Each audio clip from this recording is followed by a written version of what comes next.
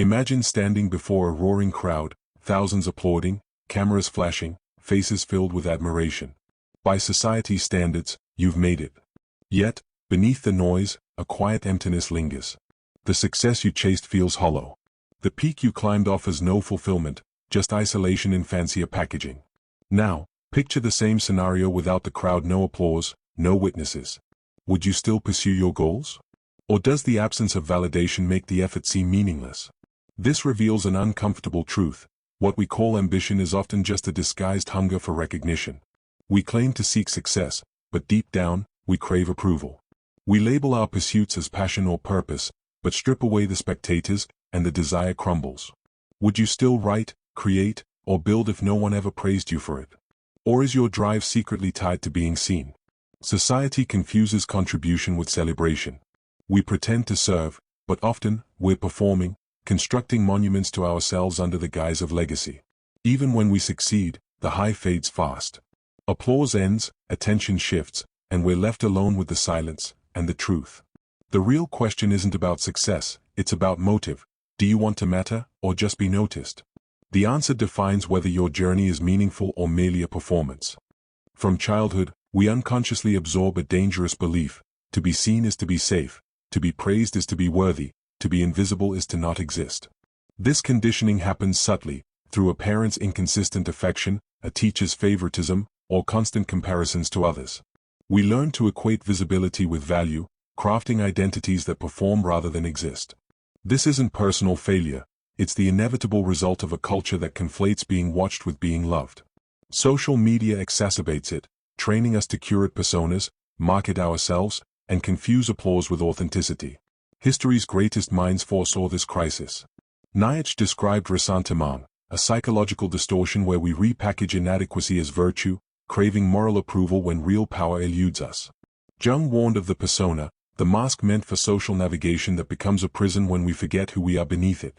Schopenhauer saw humans driven by a blind will to live that, when unfulfilled, mutates into insatiable craving. Today, this manifests as the desperate need for online validation. Huxley noted that profound minds seek solitude, yet modern life avoids silence at all costs. We post, tweet, and stream not to express truth, but to escape the terror of confronting our unfiltered selves. We call our pursuits passion or purpose, but how many would persist if no one were watching?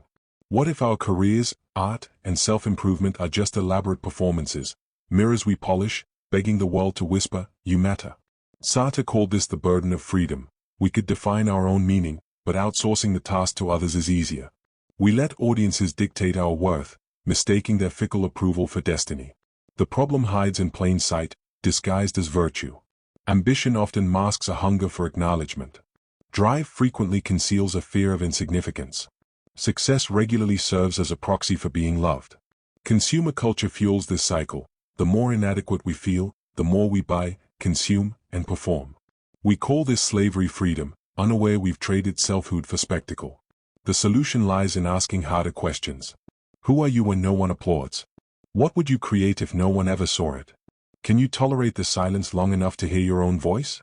True fulfillment comes from intrinsic meaning, not external validation. A life built on performance crumbles when the audience leaves. A life built on purpose endures even in solitude. When the crowds disperse and the screens darken, what remains? If your identity depends on being seen, you'll forever chase the next hit of validation. But if you can stand alone, knowing your worth without witnesses, you'll discover something radical: the mirror only reflects. It doesn't define you. The tragedy isn't that we perform, but that we forget we're performing. The way out begins with one terrifying, liberating question: do you want to be seen, or do you want to be real? Each day begins with an unconscious ritual. Before you're fully awake, your hand reaches for your phone. Before you've had a chance to feel your own presence, you're already performing, scrolling, comparing, curating. The question isn't who am I today, but how should I appear today? That subtle shift marks the difference between selfhood and self-abandonment. Over time, the performance stops being something you do and becomes who you are. The erosion is slow but devastating. At first, you barely notice, just a growing fatigue, a quiet anxiety, a dimming of joy. The mirror reflects a hollowness in your eyes, as if something essential is missing. You are missing. The more you live to be seen, the further you drift from your core. You become a collage of curated personas, shaped by the expectations of an audience that demands constant engagement. The rules of this game are ruthless. You're only as valuable as your last performance. Stop entertaining, and you're forgotten. Stop posting, and you begin to disappear. The brain, wired for reward, adapts to this cycle. Dopamine craves validation, not truth. Soon, you're not just living your life but watching yourself be lived, prioritizing optics over authenticity. This isn't vanity, it's a splintering of identity. Society rewards it because a fractured self is a hungry one, easily manipulated, sold to, and distracted. When your worth depends on external validation, you surrender power to algorithms, trends, and faceless crowds. Relationships become mirrors, work loses its soul, and inner peace vanishes. You chase what sells, not what matters, calling it hustle when it's really fear in disguise. Viktor Frankl, who survived the Holocaust, warned that without meaning, people distract themselves with pleasure. Today, we've replaced meaning with perception, living not deeply, but visibly. Depth requires slowness, solitude, and honesty, but these don't trend. So we trade soulful existence for profile metrics, thriving online while withering within. When the applause fades, as it always does, you're left in a silence that reveals the truth. You've been alone all along, not because others left, but because you did. The rebellion against this emptiness isn't loud, it's quiet. It means turning away from the mirror, stepping off the stage, and reclaiming the parts of yourself that don't need witnesses. The real question isn't how do I get seen? But who am I when no one's watching? Answer that, and you begin the journey back, not to fame, but to freedom. The most profound transformation begins not with a roar, but with silence.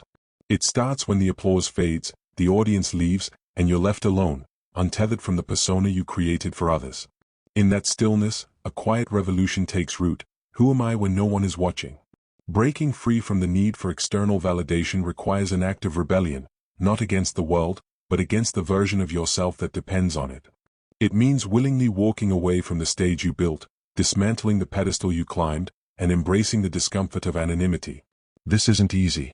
Performance is familiar, authenticity is uncharted territory. But freedom lies in the uncharted. The rebellion begins with silence, not passive avoidance, but active confrontation. Sit alone, without devices or distractions, and observe what arises: fears, insecurities, the parts of yourself you've exiled. Carl Jung called this the shadow, the unacknowledged aspects of your psyche. To reclaim your wholeness, you must face it. Then, ask the defining question: if no one ever saw this, would I still do it? Apply this to your work, your passions, your growth. If the answer is no, it was never purpose, it was performance. Let it go. True transformation happens in obscurity. Create without posting. Write without publishing. Build without broadcasting. There's a profound strength in doing something meaningful when no one is watching. This is where you separate ego from essence, where you rediscover what it means to act from integrity rather than optics. History's most impactful figures understood this. Nikola Tesla worked in isolation, driven by discovery, not fame.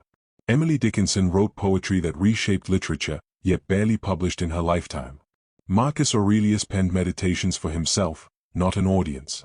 Their legacies weren't built on visibility, but on depth. When you stop performing, something shifts. The hunger for approval dims, replaced by a deeper longing, not to be seen, but to become. You start noticing the beauty in ordinary moments, the joy of creating without agenda, the peace of presence. This is the sacred reward of the rebellion, a quiet, unshakable knowing that you are enough, even if the world never acknowledges it. The question isn't how do I succeed? But am I brave enough to disappear? Because on the other side of that disappearance awaits your truest self, patient, whole, and free. And once you meet them, you'll realize, no spotlight could ever compare. This rebellion isn't glamorous. It won't go viral. But it's the only path to real peace, the kind that doesn't need applause to exist.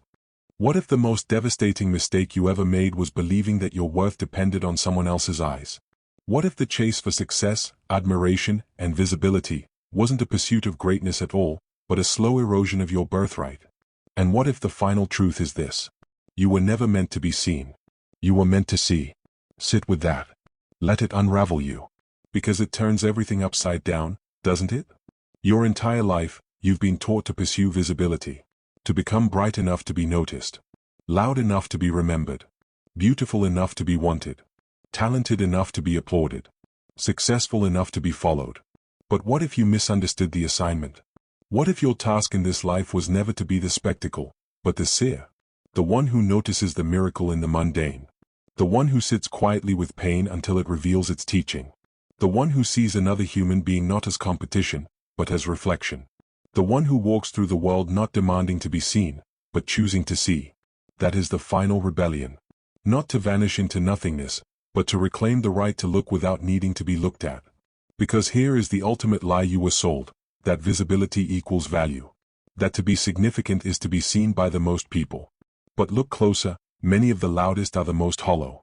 Many of the brightest burn themselves out. Many of the most successful are prisoners in gold cages, unable to take a step without fear of losing relevance. Visibility is not value. It is exposure. And too much exposure kills intimacy, nuance, depth. A flower does not bloom faster under the harsh light of constant attention. It wilts. So do you. You are not a billboard. You are a forest. A cathedral of breath and blood and mystery. You were not built for applause. You were built to awaken. And awakening does not require an audience. In fact, the presence of one often distorts the process. Look around. The people who truly change things do so from a deep, often invisible place. They are not seeking attention. They are moved by something primal, sacred, eternal. Something that cannot be posted. Something that cannot be monetized.